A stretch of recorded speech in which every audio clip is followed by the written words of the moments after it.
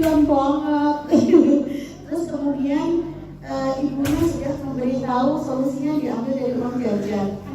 Anaknya kok nggak mau ya? Uang tabungan. Anaknya kok nggak mau ya? Emang nggak mau bu, emang tabungan tuh ini digunakan untuk itu kan. Tapi ini kan tugasnya ibu dan ayah bikin kaos kaki ya. Memang dalam menghadapi masalah anak itu nggak mulus, jalannya nggak rata. Jadi memang ada kendala-kendala karena perkembangannya anak 6 tahun dia sudah apa? Banyak bertanya, merasa mampu. Nah, itu yang kita hadapi. Jadi dia nggak mau. Kemudian apa yang harus kita lakukan? Waktu itu apa yang dilakukan?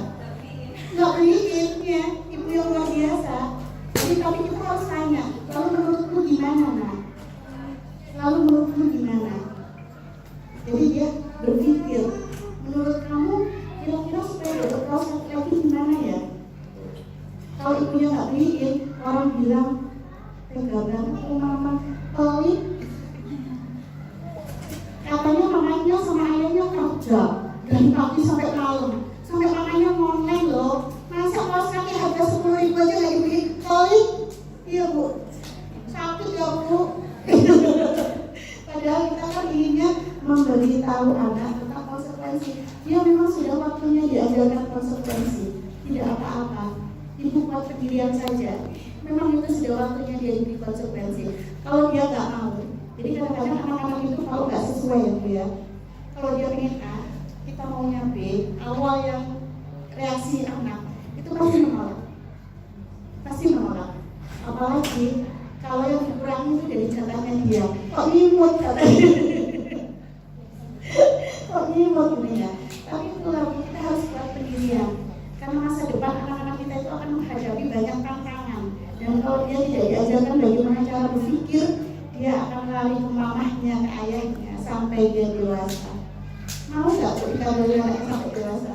Oh mau ya, karena sudah bukan waktunya lagi. Jadi kalau buat ibunya Mas Kaihan, saya itu jempol buat pendirian untuk tetap mempertahankan bahwa dia harus menggantinya. Tapi polanya juga harus bertanya kepada anak, menurutmu gimana? Jadi kita gali aja, bagaimana menurutmu? Tapi kalau kita beri jawaban dia kan merasa kayak mama ini, kok aku yang disuruh gininya? Tapi digali. Iya ya nak ya, sebetulnya mama ini juga berpikir, ingin sih memberikan, tapi gimana ya menurut kamu? Kan yang bilangin kamu gitu. Jadi diajak berpikir seperti itu, supaya dilatih berpikir. Iya betul. Wah mama juga ada, tapi mama juga punya kebutuhan yang lain. Jangan sampai dibilang mama nggak punya uang, papa nggak punya uang. Ya nonsen dan bohong. Dan anak akan percaya sama ayah dan ibu. Ibu katanya nggak punya uang, tapi bisa dimakan. Katanya nggak punya uang, bisa disusu. Ya. Tapi katakan ibu punya uang. Tapi uang ibu untuk ini dan ini. Dan ibu mengharapkan kamu berlatih bertanggung jawab. Katakan tidak apa-apa. Seperti itu. Iya bu, salut bu. Itu kuat pendirian itu susah loh bu. Beneran susah.